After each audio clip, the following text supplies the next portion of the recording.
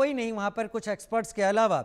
विवेक कोडे मेरे साथ, प्रवक्ता कांग्रेस, इस वक्त जुड़े हुए हैं। विवेक कोडे, क्या आपको लगता है कि अब इस विवाद को हर तरफ से जानबूझकर हवा दी जा रही है? देखिए, आपने कुछ इलेक्शन के बारे में बात की, पहले उसके बारे में बात करूंगा कि हमारा ये इलेक्शन कमीशन पर आरोप है कि ये इलेक्शन कमीशन बीजेपी के साथ युति में है। बीजेपी में अभी तक मर्ज नहीं हुई, इतना ही बाकी है। तो इलेक्शन कमीशन ये इलेक्शन रीक करती है और महाराष्ट्र इलेक्शन में घपला किया है। अच्छा। ये जो हमारा आरोप है उस पर हम आज भी कायम हैं। अच्छा। आप उसको कुछ भी कहो।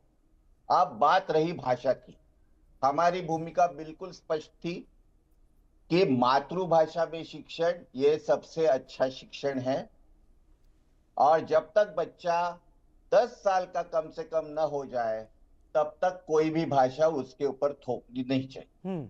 महाराष्ट्र शासन ने जानबूझकर, ये जो बीजेपी का जो शासन है या संघ का जो शासन है, वो उनके एजेंडा की तरह हिंदी थोपने की कोशिश महाराष्ट्र में की।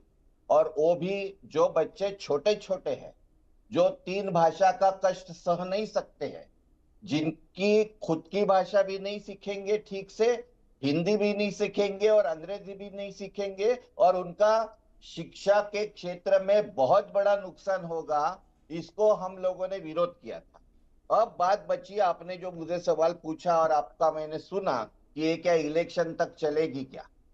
देखिए, इलेक्शन से हम ऐसा कोई ताल्लुक नहीं रखते, और भाषा के ऊपर कहीं भी कोई भी झगड़े ना हो। पहले से जो चल रहा है देश में झगड़े जो बीजेपी ने लगाए हैं ना, धर्म के नाम से, जाति के नाम से, उतने काफी है। अभी और भाषा के झगड़े हम बिल्कुल नहीं चाहते, और महाराष्ट्र में बिल्कुल नहीं चाहते हैं। हमारी भूमिका बिल्कुल स्पष्ट है कि जो एजुकेशनिस्ट जो कहते हैं कि बच्चा जब तक अपनी भाषा ठीक से नहीं सीख लेता तब तक दूसरी भाषा सीखना कठिन होता है, इसलिए हमने वो हिंदी भाषा का विरोध किया था। अभी जो चल रहा है वो बहुत दुर्दैवी है, और जो भी लोग ये करने की कोशिश कर रहे हैं, कोई झारखंड से कह रहा है, कोई बोलता है पटक देगा, कोई बोलता है क्या करेगा, ये जो सब चल रहे हैं, वो जो चला रहे हैं, वो भाजपा की सरकार चला रही है कि उनके पास लोगों के सामने जाने के लिए दूसरा कोई मुद्दा नहीं है। इसलिए जैसे हिंदू और गैर हिंदुओं को जैसा ध्रुवीकरण किया, वैसा अभी वो हिंदी भाषक और गैर हिंदी भाषकों का ध्रुवीकरण करना चाहते हैं। हमारी भूमिका बिल्कुल साफ है, किसी भी प्रकार के भाषावाद को हम हवा नहीं देते और ना देंगे। जी, किसी भी प्रकार के भाषावाद को कांग्रेस की तरफ से कहा गया, ना हम हवा देते हैं ना हवा देंगे। लेकिन मराठी को लेकर जो अपना मत है शिवसेना, यूबीटी और मनसे का, वो तो इस बात को कह रहा है कि मराठी अगर नहीं बोली तो ये एक गंभीर स्थिति होगी उनके लिए जो नहीं बोल रहे हैं। हालांकि जीआर सरकार वापस ले चुकी है, वो विवाद पूरी तरीके से समाप्त हो गया है। सवाल इसीलिए कि अब क्यों बढ़ा जा रहा है, इसे रुक जाना चाहिए था। सरकार बैकफुट पर आ गई है, सरकार ने बात मान ली है। लेकिन महाराष्ट्र की जनता, खासतौर पर मुंबई की जनता, जो मुंबई में रहने वाले लोग हैं, जो इन चीज़ों को देख रहे हैं, समझ रहे हैं, इस पॉलिटिक्स को भी देख रहे हैं, वो क्या कह रहे हैं पहले वो सुन लेते हैं, फिर चर्चा पे आगे बढ़ेंगे। इस मुद्दे पे लोगों को क्या लगता है, हम जानने के लिए घाटकोपर में आए हैं। हम वहां से पूछते हैं, हमारे साथ यहाँ के लोग हैं, हम उनसे पूछते हैं कि क्या उनको लगता है ये मुद्दे पे।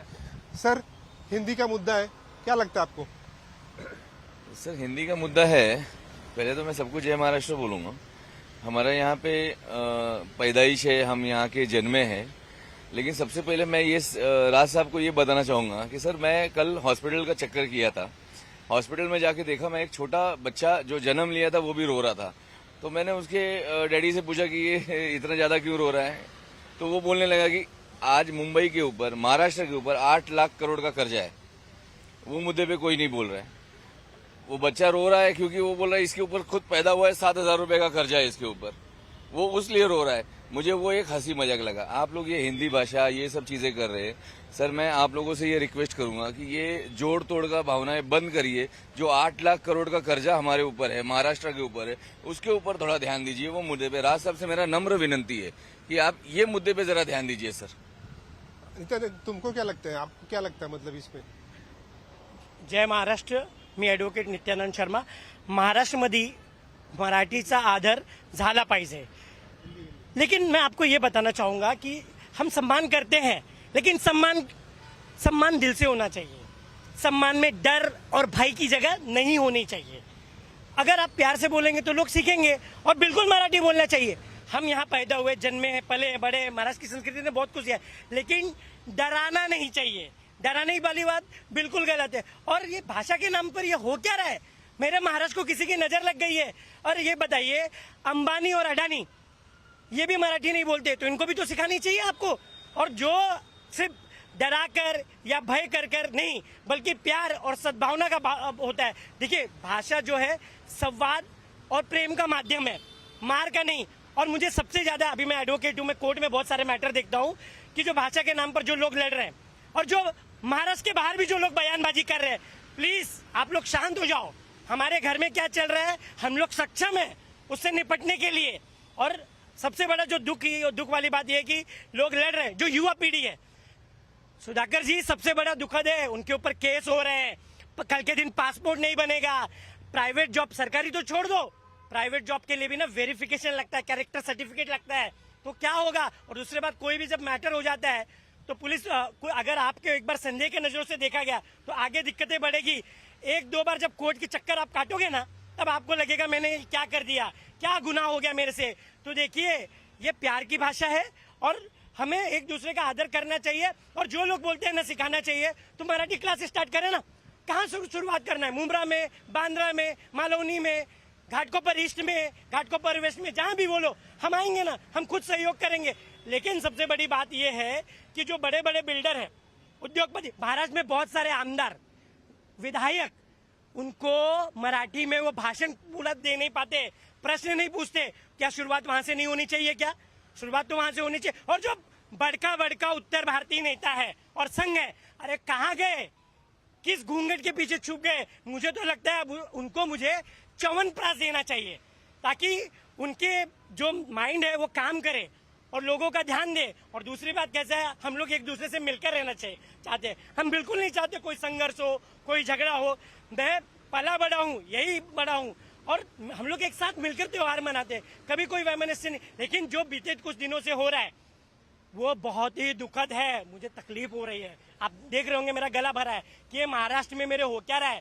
मेरे महाराष्ट्र को नजर लग गई है किसी की.